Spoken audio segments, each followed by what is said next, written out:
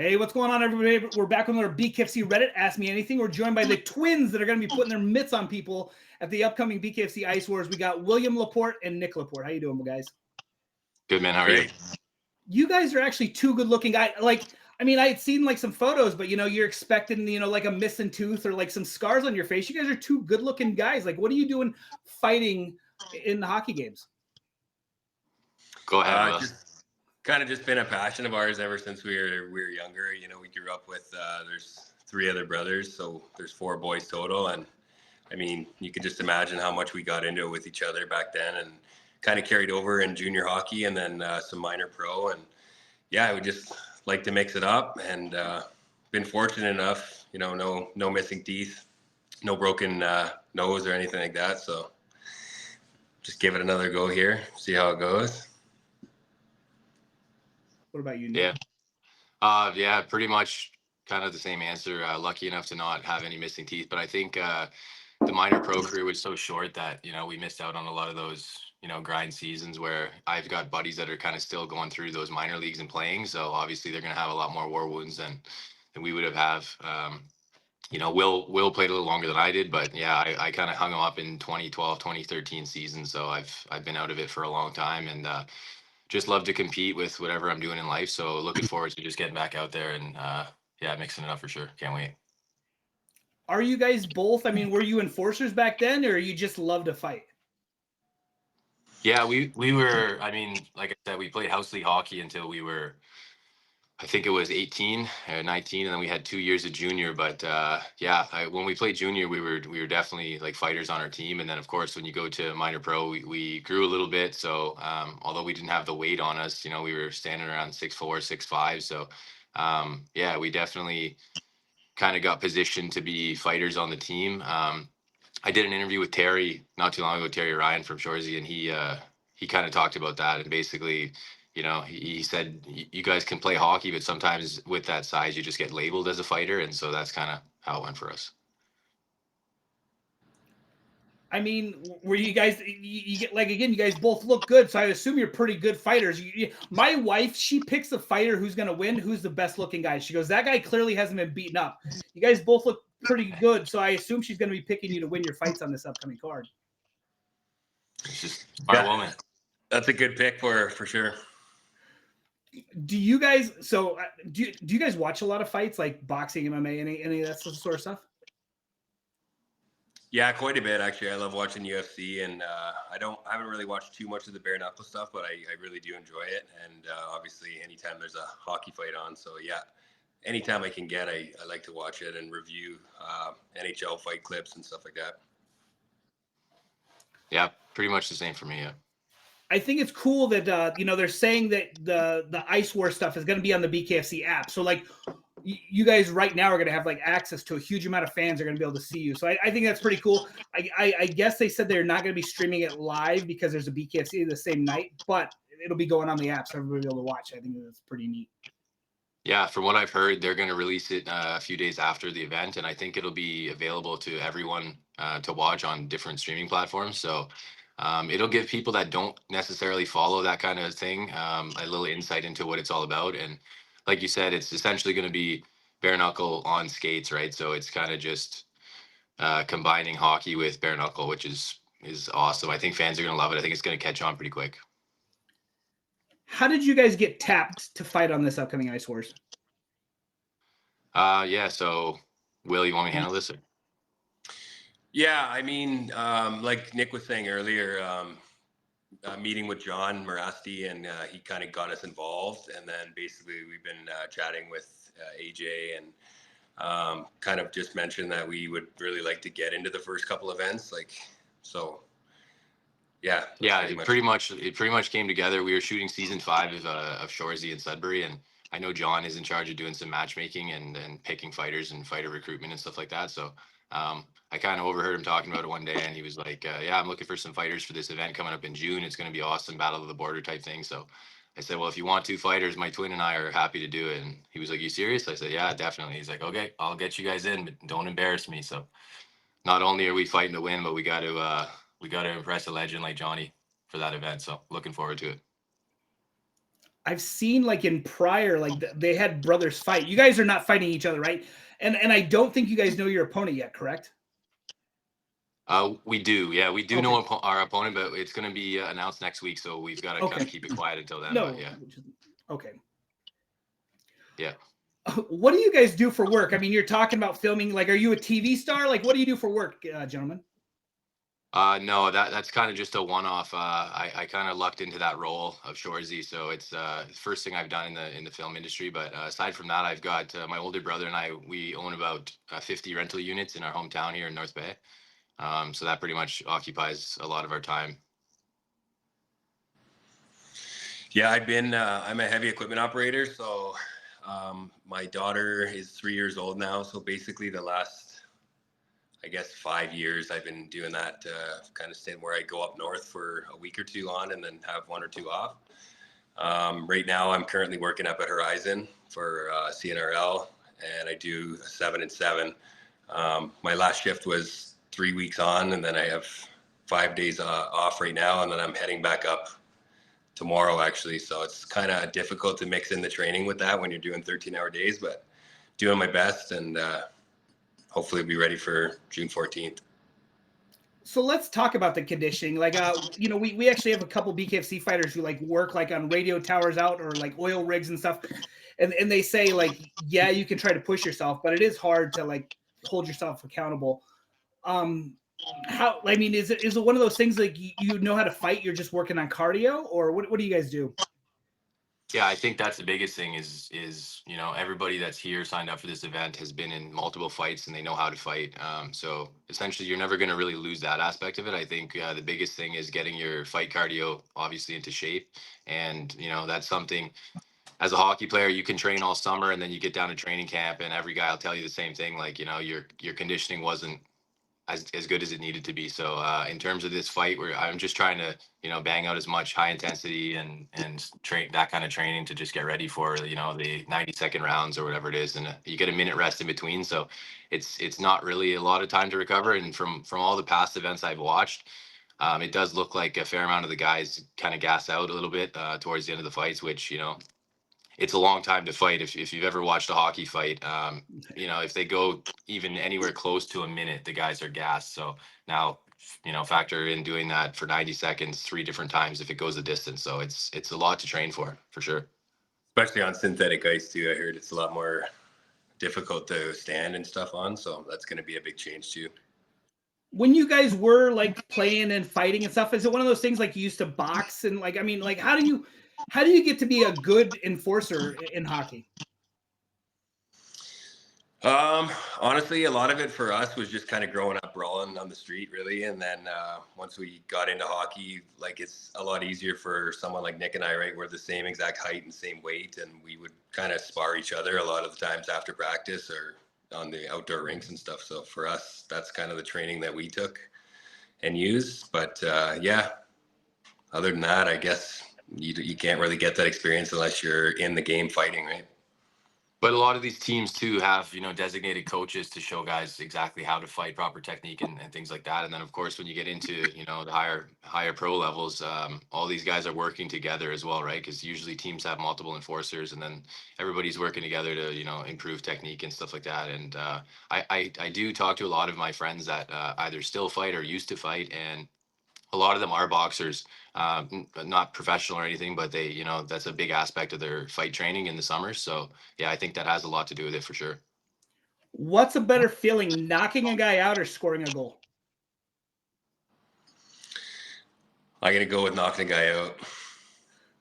Yeah, it depends. Are we talking about an overtime winner? Are we talking about some playoff game? It depends on the situation. But if it's a guy that you really don't like, of course that's always a good feeling. But I'd say scoring a goal. So you watch a lot of these hockey movies and people like always like, oh, I hate that guy. Is it legit? Like there's the rivalry there, or is that like blowing up a lot for the movies and you guys mostly know that you have a job to do? For the most part, there is rivalries that you build up like throughout the season and stuff, and sometimes there is a lot of hatred towards someone. But I mean, for the most part, I can't speak for every hockey player, but for the most part, after the game or after the season, you see the guy in the summertime or whatever, you'll shake hands with them and, kind of shoot the shit with them. And it's not all that it's cracked up to be with the rivalries, but Yeah, at the end of the day, it's a job, right? Like two guys going to work every night. Sometimes it's talked about in the warm up that they're going to be fighting each other. It depends on different situations, but yeah, more or less, it's a job. And you see guys tapping each other after a nice fight on the ice. It's a lot of respect with hockey for sure. Can you guys tell us? I mean, there's a lot of unwritten rules for the hockey, enforcers. Can you tell us some of those? Yeah, one of them obviously is when a jersey comes over a guy's head. Typically, I mean, depending on the situation, but you'll see a lot of guys kind of let the refs jump in at that point, or if a guy goes down, like you're never going to swing at him when he's on the ground, things like that. Just kind of basic rules. or if there's a fighter out there and he's looking to get a fight, get his team going and stuff, and he asks you to go, usually an unwritten rules, you got to give him one, right? So Yeah. Okay, so I always ask people to send me in questions. You guys each sent me in a question, and now I could read the question, or you could ask your brother the question, whichever would be. So, will you ask your brother the question that you sent in for me? yeah, I just got to pull it up here. Well, you don't have to read it verbatim. I mean, I figured it was your story, so you could tell it to him a little easier. I didn't realize I was gonna lose him. Oh yeah. Too, that would work for me. Okay, that's fine. Nick, do you remember yours while I look it up or no?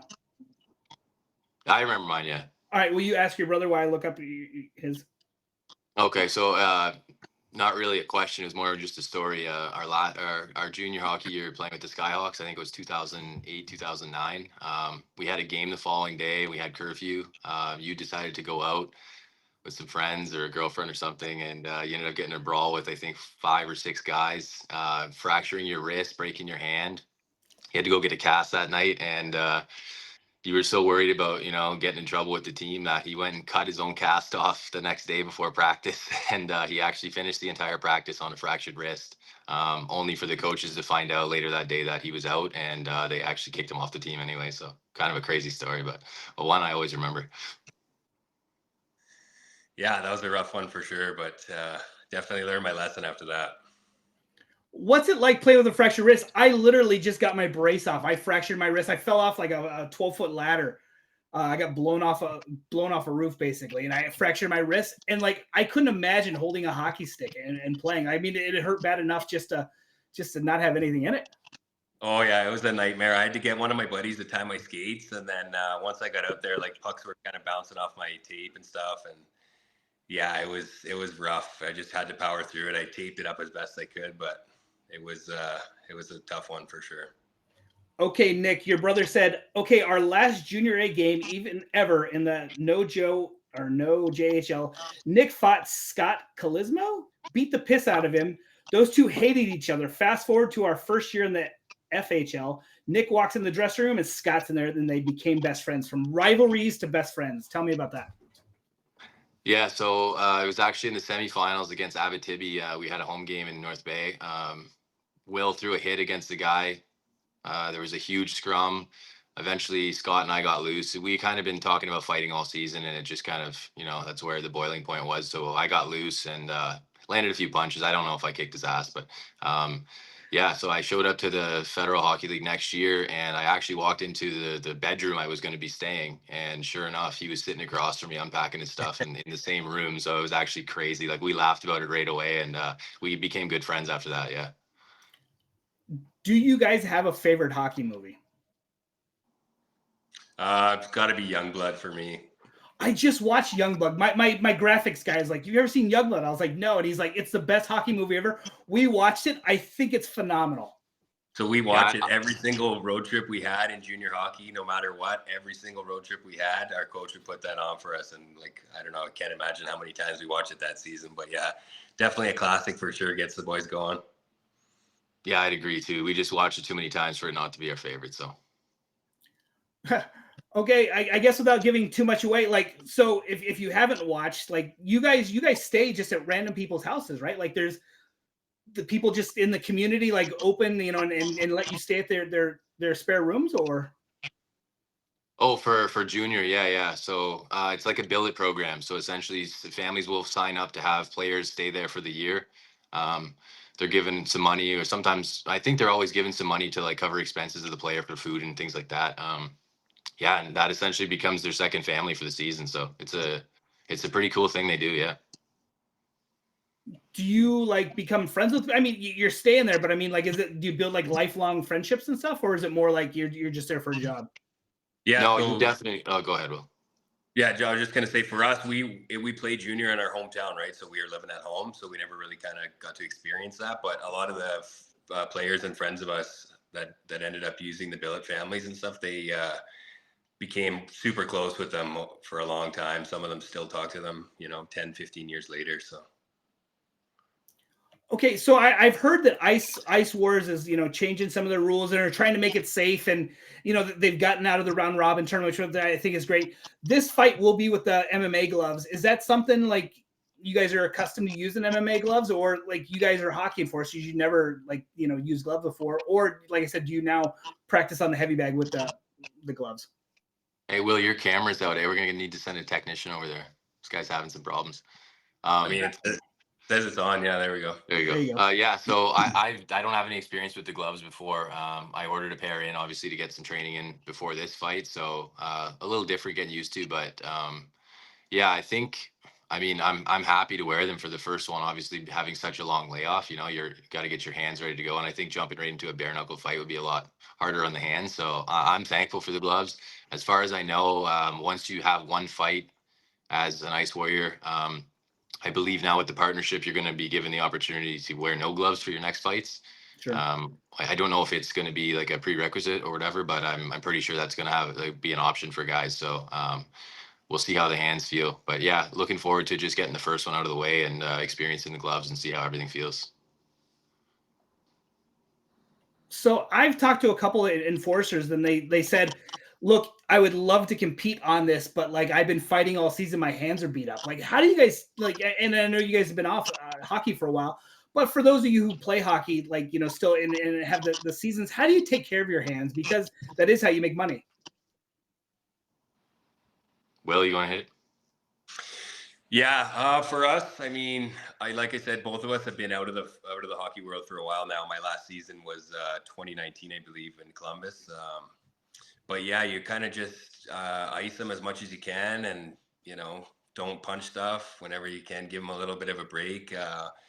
I'd go in and we'd go see our chiropractor quite a bit, get some ultrasounds done and stuff like that. But yeah, I mean, basically the only thing to heal them up is time, right? So I totally understand where they're coming from, because a lot of those guys, they're fighting, some of them 20, 30 times a season.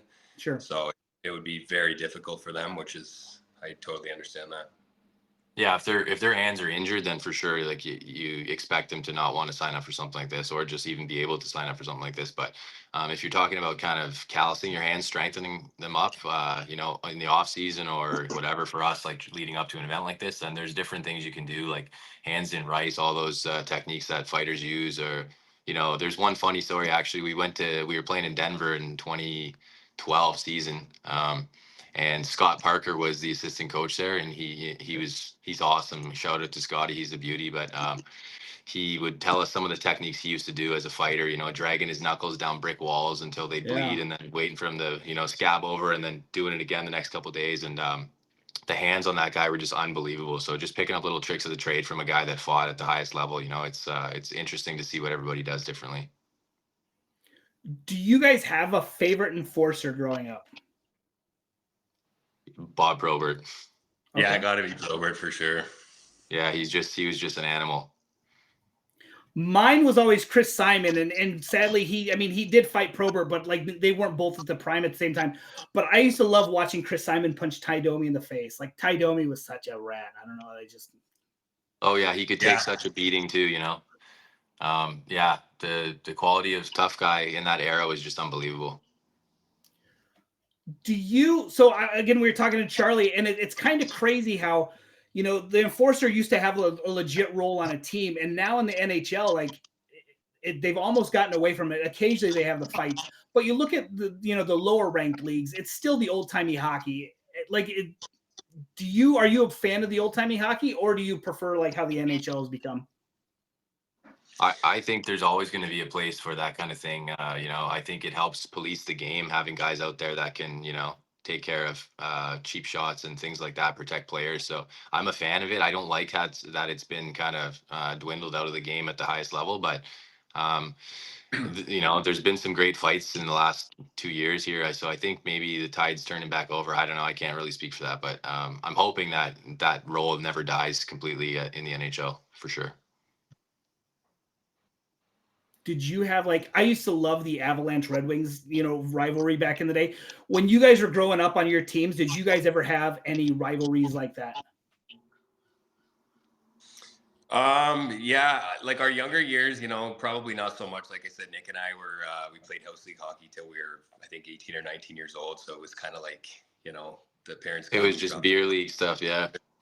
We didn't, there wasn't much rivalry, but my first year in the Federal League, I played on the Rome Frenzy, and we played against a team, the Akwesasne Warriors.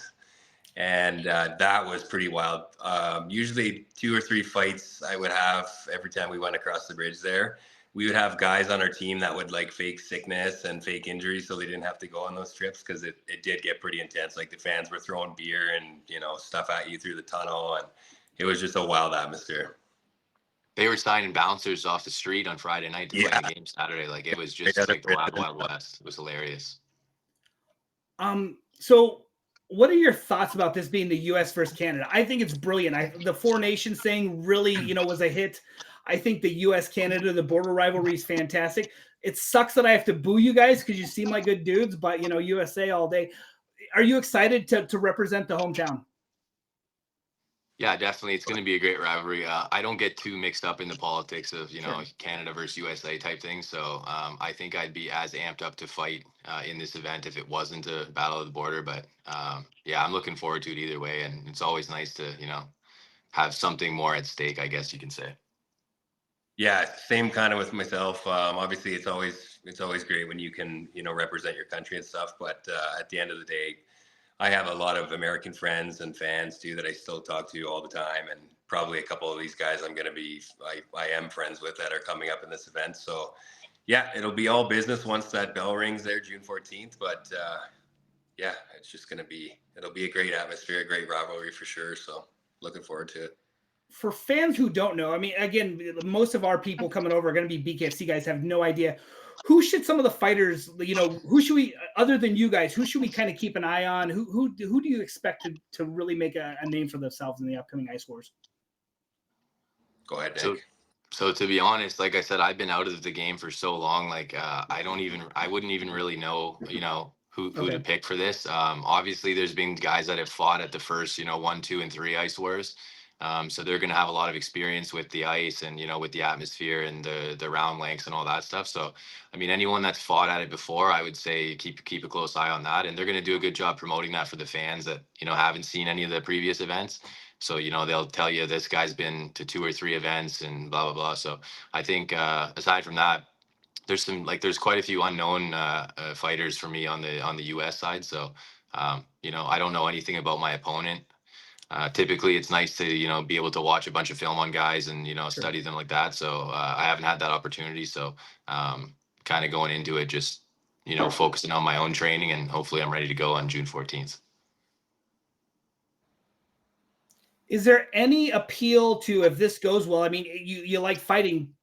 We see somebody like Amesbury. I know he's done the auditions and he was actually chosen to fight on a card and it fell off. Is there any chance we could potentially see you down the line fight bare knuckle, or you're going to stick with the Ice Wars and you're good? Oh, 1,000% for me. Yeah, I would love to do something like that. I actually signed a pro MMA contract a couple years back, and I was kind of pursuing the MMA training. So I had about 8 months with a coach here in Calgary, training really, really hard. I think I was probably 235 at the time. So I was supposed to fight 6 weeks down the road. One of the guys that I was scheduled to fight pulled out of the fight with an injury or something. So 2 weeks before, I cut down. The only way I could get a fight for that card was cutting down to light heavyweight. So I ended up losing like 30 pounds in 12 or 13 days. And then the guy ended up pulling out as well. So that was kind of the end of it. My wife said, yeah, it's time to go back to work. Right. Yeah. I would definitely consider it. Like I said, it's a lot different with bare knuckle because obviously there's a lot more surface wounds than having gloves on and things like that. So that could be the end of my Shorzy days if I start doing bare knuckle fighting. But I haven't ruled anything out. Like I love to compete and try different things. So yeah, I'm definitely open to it for sure. Okay, so we know that hockey has some slang words. Do you enforcers have any like cool slang lingo or? I don't think. Yeah, I No. don't think it changes too much between just the general hockey player. Everybody's throwing out the same kind of chirps to guys and things like that. So I don't think it really changes too much. Who's a better shit talker between the two of you? That's a tough one. Depends on the day. It depends on the situation. I think we're both half decent at it. So Okay, so my last question that I always ask people the first time: do you remember the first time you got in a street fight and punched somebody out of anger that wasn't a family member? So William, do you remember? Oh man, this would have to be back in like grade 5 or 6, probably. Sure. Yeah. Yeah, actually, it was at Our Lady of Fatima in the Peace Park, right by the third bench. I can still remember it. This guy pushed me from behind on the ice, and I just turned around and socked him, dropped him. this guy keeps receipts. 2005. I can't even remember what I had for lunch yesterday. No, I couldn't tell you. Most of my memories of fighting are just with the brothers in the backyard rink and things like that. So I couldn't tell you the first one that wasn't a non-family member. Dude, that's crazy because like, Will, I don't know about you, but like you said, like you picture it, I still have it like burned in my memory. Like I have so many like back in elementary school, like there's something like so primal about fighting that it gets in me. But you fought your brothers too many times, Nick. Well, let's hear your first one. Let's hear your first fight story. Dude, so my first one. Okay, so I used to watch like WWF a lot. You know what I mean? Like I loved wrestling as a kid. So like anyway, I had this like asshole like set of like they were older and they would chase me and my brothers home every day. And my mom said like, hey, look, if you don't fight these kids, they're gonna keep bullying you. And if you don't fight them, I'm gonna get a dress. I'm gonna put you in a dress and send you to school tomorrow. So I was like, oh shit. So she said, look, I'll stand out there to make sure it's one-on-one, but you're gonna fight these kids. And I remember like this kid came up.